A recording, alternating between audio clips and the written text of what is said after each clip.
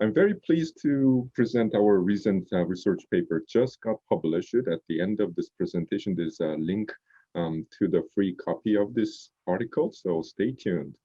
I would like to acknowledge my co-authors, Jia Chang, who is working with me as a PhD student, and she did most of the work, as you can imagine, that I will be presenting. And Andrew Chin, actually, he was presenting at the IEE seminar about a couple of years ago, and that's how we were connected. And he is from the University of Chicago. And this is a collaboration with both of them.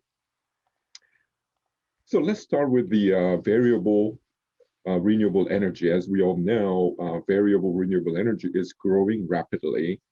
In California, especially, as you can see, there is a quite significant growth in solar and wind renewable energy sector in recent years. And the growth is set to even further extend under the renewable portfolio standard targets. So by 2030, we are expecting to have about 60% of our electricity coming from variable renewable energy. Currently, it's about 30%. We are kind of slightly overachieving that 30% target. So the problem of increasing the variable renewable energy in the grid is that, well, there's a problem called curtailment. I think many of us are familiar with the curtailment, but for those who are not, I would like to kind of introduce what the curtailment that we are talking about. So let's say here is a, let's say, typical load profile, supply and demand profile of electricity, where this yellow marked, yellow colors, these are PVs, photovoltaics. And as you know, natural gas power plant, they can modulate their output. They can increase or decrease to a certain extent. And coal power plant, to my understanding, is much more difficult to modulate the output, especially they cannot completely turn off. So even if there is a lower demand during the time when renewable energy is pumping out this electricity, it cannot go down to zero. This is fine until renewable energy portion in the grid is up to a certain level, but as it grows, there will be the case from time to time when the supply of electricity from variable renewable energy exceed the total demand. So in that case, what we are seeing in this red zone here is a curtailment, meaning that this is excess electricity that does not have the demand that matching with the production.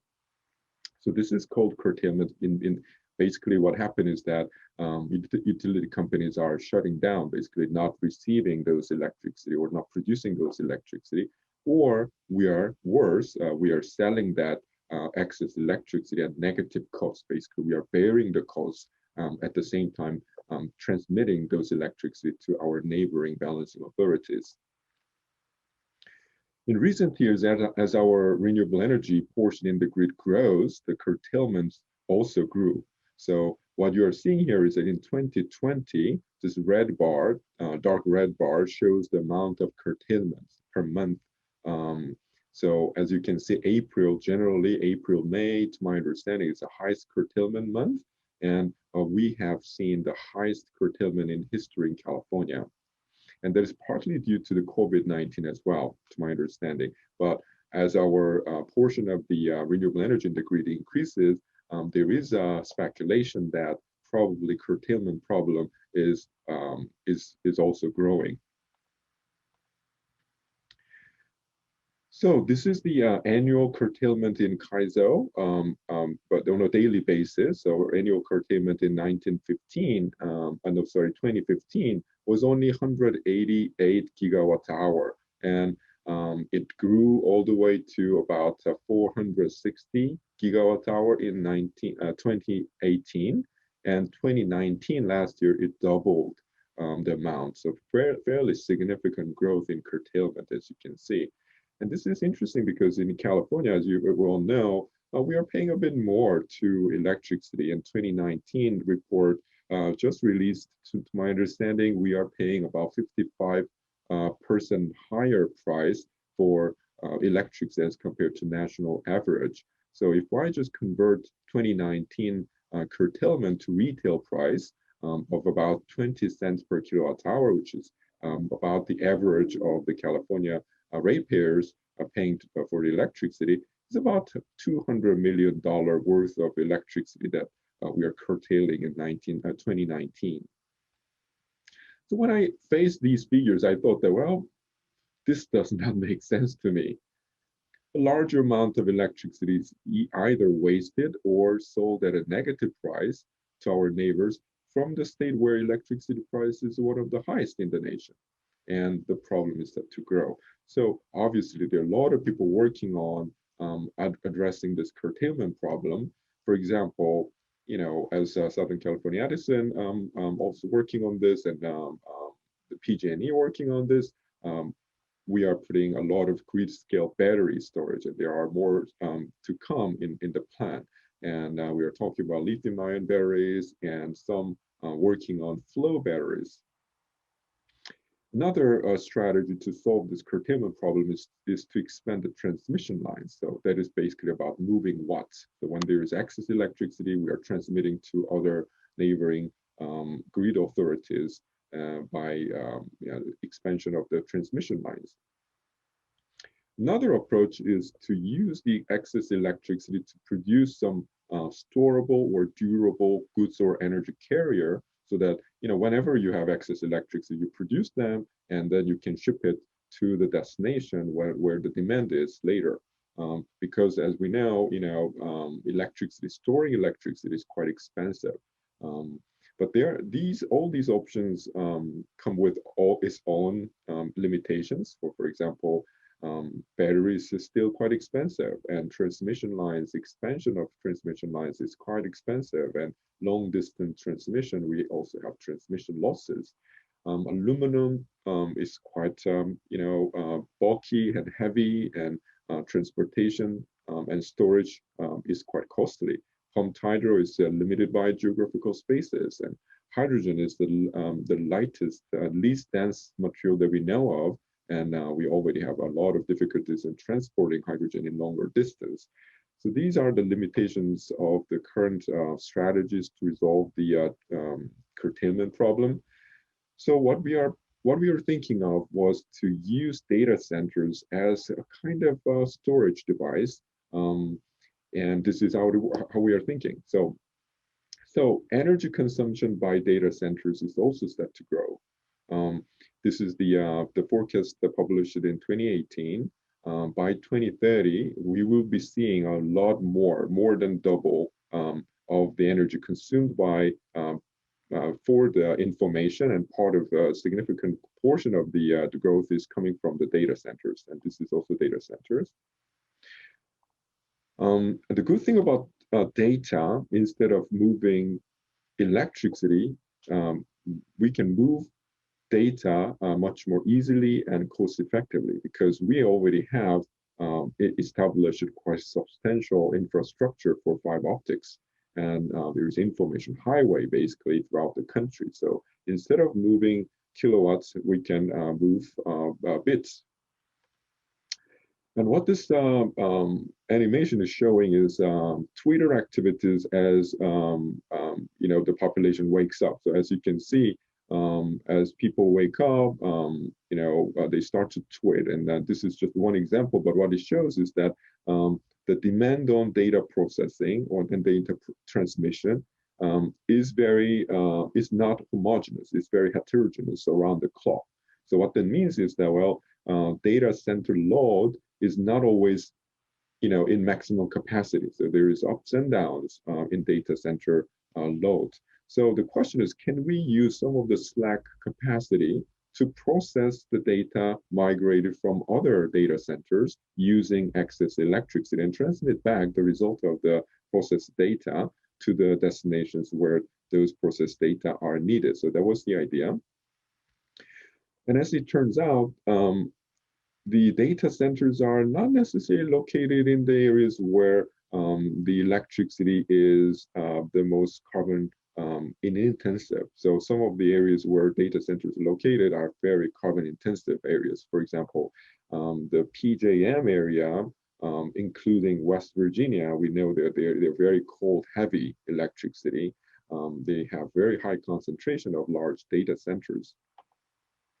So the idea is, again, using the excess electricity for data processing jobs transferred from other regions where electricity should be generated at cost. And this is the title, Moving Bits, Not Watts. So let's look at this rather complicated diagram. So let me explain what this is.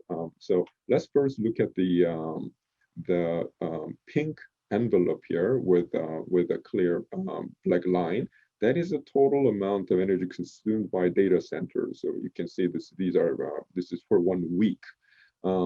There is a daily pattern, but also during the weekdays versus weekend, there is a difference, right? And data centers are using electricity not only for server activities, but also non-server activities such as cooling. But as you can see, not any given time, at any given time, data centers are not really reaching its full capacity. There's ups and downs. So there's always kind of a slack capacity available. So this is one of the days of 2019 that we analyzed based on the excess electricity that we had available. What if we augmented the processing of data in Kaizo region to the extent that we can reach about 70% of the total capacity? So it is not always so, sometimes the capacity is not available, then even if there is excess electricity, we cannot use that excess electricity. Sometimes there is a slack capacity, but there is no excess electricity. So it's not always that we can fill this white space. So this is one of the many days, one of the 365 days we analyzed. And you can see it's not, filling up the entire gap, but sporadically here and there, we are filling some part of the gaps there. In this particular example, we analyzed the case of migrating data processing job from PJM to Kaizo, and this is the carbon intensity figure that was published elsewhere and from PNAS. And as you can see, PJM happens to have much higher carbon intensity as compared to Kaizo. So migrating data processing jobs from PJM to Kaizo, potentially we thought reduce not only the curtailment in Kaizo, but also overall greenhouse gas emissions by displacing carbon intensive electricity used by low carbon intensive electricity in Kaizo. So just in summary, the question that we were asking is, what is the potential of migrating workloads between data centers in reducing renewable curtailment, and how much greenhouse gas emissions can it reduce? So here is the result. I mean, we analyzed quite a bit of data, including, for example, hourly curtailment in Kaizo in 2019. This is day by day and hour by hour. This is the 0 to 24 hours, and this is January 1st to December 31st. And we mapped that out with the hour by hour carbon intensity of electricity in PJM versus hour by hour carbon intensity of Kaizo. And we simulated the case of migrating the load from PJM to Kaizo during the time of excess electricity, also when there is a slack capacity in the servers located in Kaizo. So using existing data center infrastructure, not building new ones. That was our start, and we also analyzed what if we build additional capacity in Kaizo to absorb even more data processing jobs. So fast forward, this is a result. It's a bit complicated, so I will put a little bit of time to explain what this is. So obviously, the amount of the excess electricity, the curtailment absorption, depends on the maximum server utilization rate. And we believe that, in an ideal situation, it can reach probably 80–85% of server utilization rate. Rarely it can go beyond 90% to our understanding. And also it is a function of additional data center capacity, right? So let's look at the zero value for the additional data center capacity. So without building any additional data centers, what you can see here is that we can already reduce about 50% of the curtailment. This is black line here at around 77, 78% of server utilization rate. And the color in the background indicate the net greenhouse gas emissions at that level. So we can reduce already quite significant amount of greenhouse gas emissions. These are the kiloton CO2 equivalent greenhouse gas emissions. So it's about, at this point, I would say this is, let me see, about 190 kilotons of greenhouse gas emissions. And what is interesting is that if we add additional data centers, of course, we can absorb more. As you can see, 50% again can go up to 80%. However, at the same time, there is a nonlinear response in terms of the amount of greenhouse gas emissions reduced. That is because the additional data centers will also require greenhouse gas emissions to produce them. So this is life cycle study. So we have included life cycle emissions to produce those data center devices, equipment, and construction. So this is the greenhouse gas emissions result, and this is an abatement cost result. So we also analyzed the potential cost associated with absorbing additional data processing jobs. And this is again the function of maximum server utilization rate and additional data center capacity. What I want you to pay attention to is this zero line. This zero line means that, well, below this zero line, basically, this solution, moving bits rather than watts, will save cost while reducing greenhouse gas emissions. So in summary, the result shows that the load migration within the existing data center capacity during the curtailment hours in CAISO has the potential to reduce 113 to about 240 kiloton of CO2 per year. That was based on 2019 data, and absorb up to 62% of the total curtailment with negative abatement cost in 2019, of course, depending on the server utilization rate.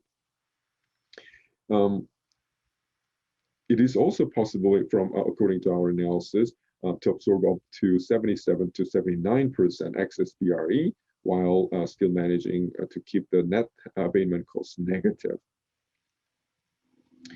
So this is, in a way, kind of simulation results. It's a more theoretical exercise. And there are obviously a lot of challenges. There are reasons why this is not happening already. So one of the challenges is that we need fluid communication and control among variable renewable energy generators and independent system operators, as well as data centers. And we don't have that yet. And also, there should be a mechanism to share the benefits among parties. And currently, there are silos, and even if they're working together, we'll be able to generate benefits. There is no mechanism to share that benefit. That's one of the reasons why this is not happening.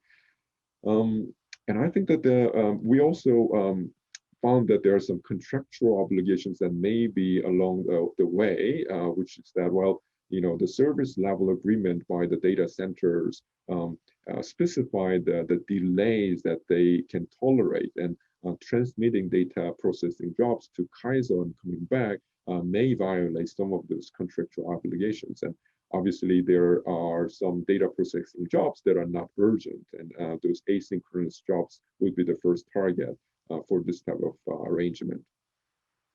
What is also key to this type of solution is the ability to accurately forecast variable renewable energy output. And if we cannot do that, then, well, we don't know when to migrate data processing jobs and when not to migrate data processing jobs. And there are some progresses in this direction. And what I'm showing at the bottom of this slide is the results from the Adam Bren from Stanford, who was also a guest speaker at IEE seminar about a year ago. He developed the algorithm using machine learning and artificial intelligence to have a short-term forecast of renewable energy generation, just using the camera to look into the sky. And his team was able to come up with a fairly robust algorithm to forecast the renewable energy generation, short-term forecast. So through those development, I believe that well there is a potential. So what we have analyzed, which is the potential to reduce greenhouse gas emissions as well as the cost and minimize the curtailment. So this is the QR code. If you have a camera, you can just scan this and it will lead you to the free copy of this article. Just publish it. And I would like to again acknowledge my co-authors, Jaja and Andrew. Jaja especially did all the great analytical works with this paper.